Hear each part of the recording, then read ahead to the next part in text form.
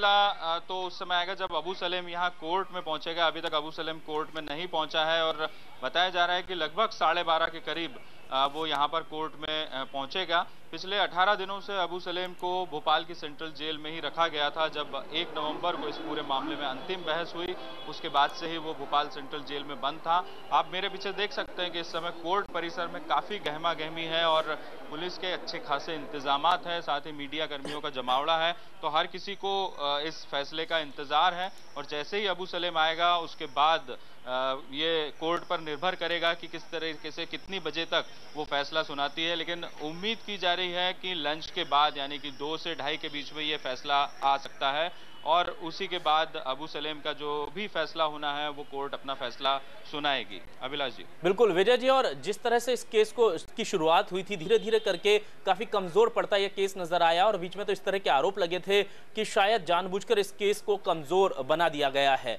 फिलहाल अभियोजन पक्ष जो है कितना आश्वस्त नजर आ रहा है और क्या वाकई में तथ्य है, क्योंकि जिस तरह आपने अपनी रिपोर्ट में बताया कि ना तो पासपोर्ट मिला है अब तक जो ओरिजिनल है और ना ही उस पर किए गए साइन ही पुख्ता तौर पर हैंडराइटिंग एक्सपर्ट्स उसको जज कर पा रहे हैं, तो कहीं ना कहीं ये चीजें फेवर में जा सकती हैं अबू के।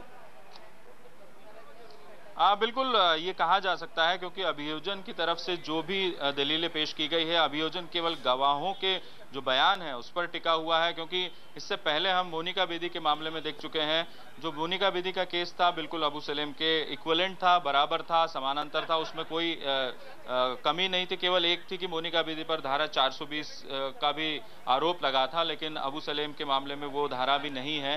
तो इस वजह से जो बचाव पक्ष है, खासकर अबू सलेम के वकील, उनका ये साफ तौर पर मानना है कि मोनिका बेदी को जब रिहा कर दिया जा चुका है तो अबू सलेम को भी रिहा किया जाए। उन्होंने अपनी तरफ से ये दलीलें दी हैं, लेकिन अभियोजन का कहना है कि जो गवाह है उस वक्त भी जो गवाहों ने बयान दिए थे और मोनिका बेदी के खिलाफ दिए थे उनको ठीक तरीके से सुना नहीं गया था, जो भी उनकी दलील है। लेकिन अभियोजन ने अपने तर्क कोर्ट के सामने रखे हैं और उनका यह कहना है कि अबू सलेम को इस मामले में जरूर सजा मिलनी चाहिए, जैसा कि अभियोजन का कहना है। लेकिन बचाव पक्ष ये दलीलें दे रहा है, उसने मोनिका बेदी के केस के साथ अबू सलेम के केस का जो है वो तुलना की है। तो इस तरीके से अब कोर्ट को फैसला लेना है कि दोनों पक्षों का सुनने के बाद, दोनों पक्षों की दलीलें सुनने के बाद अब कोर्ट फैसला लेगी कि आखिर इस पूरे मामले में क्या होगा।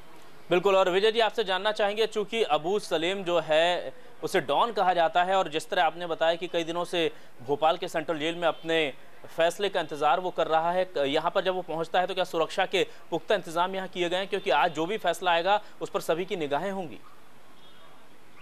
बिल्कुल सुरक्षा के पुख्ता इंतजामात है। पहले भी जब अबू सलेम आता रहा है तो सुरक्षा काफी तगड़ी होती रही है कोर्ट परिसर में और इस समय भी काफी तगड़ी सुरक्षा है। आप देख सकते हैं कि काफी पुलिस बल यहाँ पर मौजूद है।